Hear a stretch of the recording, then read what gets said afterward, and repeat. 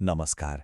आज हामी एउटा यस्तो गहिरो दर्शनको बारेमा कुरा गर्दैछौँ जसलाई धेरैले धर्मको रूपमा मात्रै चिन्छन्, तर वास्तवमा यो त आफैमाथि विजय पाउने एउटा कला हो। हामी कुरा गर्दैछौँ जैन दर्शनको। आजको संसारलाई हेरौँ त, जताततै हिंसा, अतिवाद, द्वन्द्व। यस्तो बेलामा साँच्चै शान्तिको बाटो के होला त? यो प्रश्नले हामी सबैको मनमा कता कता घोचिरहेको हुन्छ, होइन त? यसको जवाफ हामी सबै खोजिरहेका छौँ। तर के होला यदि यो जटिल प्रश्नको जवाफ आज होइन 2600 वर्ष पहिले नै कसैले दिएको थियो भने? हो, ईसापूर्व 6औं शताब्दीमा महावीर स्वामीले व्यवस्थित गर्नुभएको जैन दर्शनले हामीलाई भित्री र बाहिरी दुवै शान्तिको लागि एउटा ब्लुप्रिन्ट नै दिन्छ। यो पुरै दर्शनको मुटु, भनौँ न आत्मा नै एउटै वाक्यमा लुकेको छ: अहिंसा परमो धर्म। यसको अर्थ के हो त? सोझो अर्थमा अहिंसा नै सबैभन्दा माथिको, सबैभन्दा ठूलो धर्म हो, सर्वोच्च मार्ग हो। जैन दर्शनका अरू जति पनि सिद्धान्तहरू छन् नि, ती सबै यही एउटा जगमा टिकेका छन्। ल, अब अलिकति गहिराईमा जाउँ र महावीर अनि यो दर्शनको मूल सारलाई बुझ्ने कोसिस गरौँ। एउटा कुरा के बुझ्न जरुरी छ भने महावीरलाई कुनै नयाँ धर्मको संस्थापक मानिँदैन, बरु उहाँलाई त पहिलेदेखि चलिआएको प्राचीन ज्ञानलाई एउटा व्यवस्थित रूप दिने महान सुधारकको रूपमा चिनिन्छ। जैन दर्शनको सबैभन्दा रोचक पक्षहरूमध्ये एक के हो भने यसले कुनै सृष्टिकर्ता ईश्वरको अवधारणामा विश्वास गर्दैन। यहाँ पूजापाठको लक्ष्य कुनै भगवानलाई खुसी पार्नु होइन, बरु लक्ष्य त अर्कै छ: आफ्नै आत्मालाई शुद्ध पार्नु। कर्मको बन्धनबाट, यो चक्रबाट आफूलाई छुटाएर परम स्वतन्त्रता अर्थात् मोक्ष हासिल गर्नु नै यसको अन्तिम ध्येय हो। त्यसो भए यो मोक्ष पाउने कसरी त? बाटो के हो? तत्त्वार्थ सूत्रले यसका लागि त्रिरत्न अर्थात् 3वटा रत्नको मार्ग देखाएको छ। पहिलो हो सम्यक दर्शन, मतलब सही विश्वास। दोस्रो सम्यक ज्ञान, मतलब सही ज्ञान। र तेस्रो सम्यक चरित्र अर्थात् सही आचरण। र महत्त्वपूर्ण कुरा के छ भने यी 3वटा छुट्टा छुट्टै होइन, एकसाथ हुनुपर्छ, तब मात्र मुक्तिको ढोका खुल्छ। अब त्यो तेस्रो रत्न, सही आचरणलाई व्यवहारमा कसरी उतार्ने त? यसका लागि 5वटा महाव्रतहरू छन्। पहिलो अहिंसा, मन, वचन र कर्मले कुनै पनि जीवलाई दुःख नदिनु। दोस्रो सत्य, सधैँ साँचो बोल्नु। तेस्रो अस्तेय, चोरी नगर्नु। चौथो ब्रह्मचर्य, आफ्नो इन्द्रियहरूमाथि नियन्त्रण राख्नु।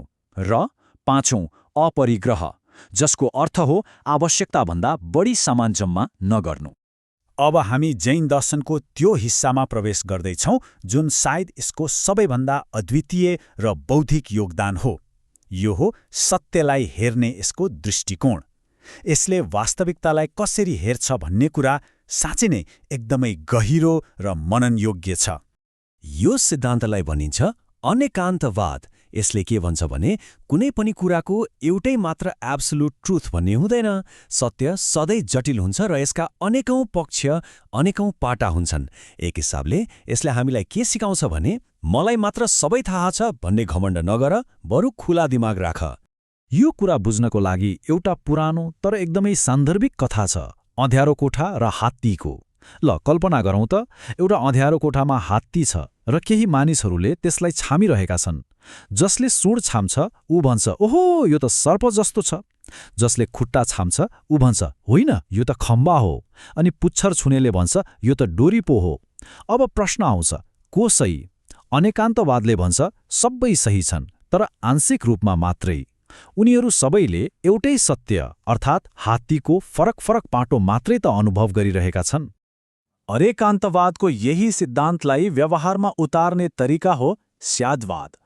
यसले के भन्छ भने हरेक भनाइको अगाडि सायद वा कुनै दृष्टिकोणबाट भन्ने शब्द लुकेको हुन्छ। जस्तो कि एउटा उदाहरण हेरौँ, सरकारले ल्याएको कुनै नीति आर्थिक दृष्टिकोणले हेर्दा देशको लागि एकदमै फाइदाजनक देखिन सक्छ, तर त्यही नीतिलाई पर्यावरणीय दृष्टिकोणले हेर्दा विनाशकारी पनि त हुन सक्छ। यहाँ दुवै कुरा आफ्नो ठाउँमा सत्य छन्। यही कुरा बुझ्दा समाजमा सहिष्णुता बढ्छ।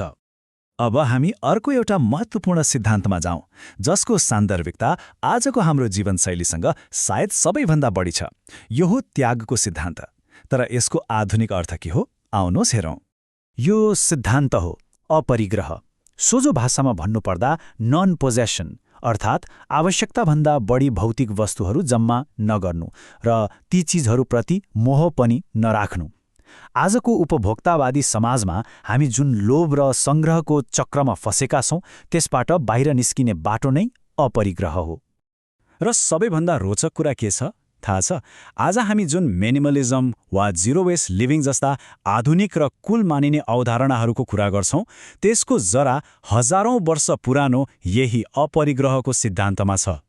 कस्तो अचम्म, हैन? यो केवल व्यक्तिगत शान्तिको लागि मात्र होइन, हाम्रो पृथ्वीको स्वास्थ्यको लागि पनि कति महत्त्वपूर्ण समाधान रहेछ। ल, अब यी सबै प्राचीन तर शक्तिशाली विचारहरूलाई एकसाथ जोडेर हेरौँ।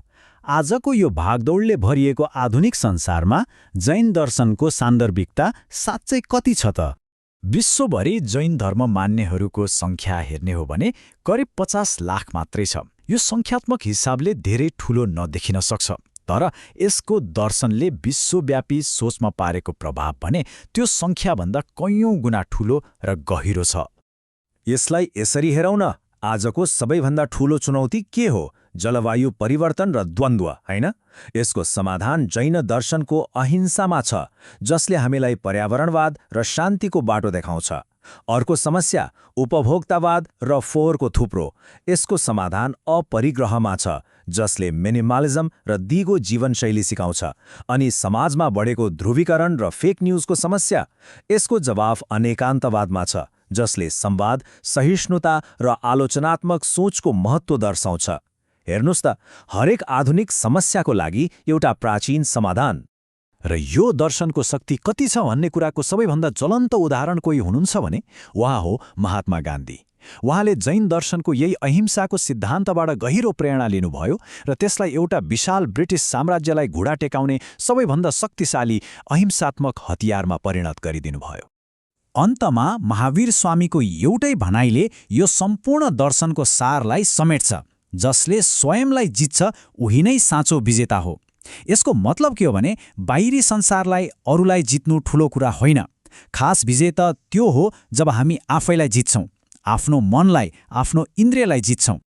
त्यसैले यो 2600 वर्ष पुरानो दर्शनले आज हामी प्रत्येकलाई एउटा सिधा र गहिरो प्रश्न सोधिरहेको छ। के हामी बाहिरको संसारमा जित खोज्दै दौडिनुको सट्टा एकछिन रोकिएर आफैलाई जित्न, आफैलाई बुझ्न र आफैलाई बदल्न तयार छौँ? सायद साँचो शान्तिको सुरुवात यहीँबाट हुन्छ र यसको जवाफ अरू कसैसँग होइन, हामी भित्रै छ।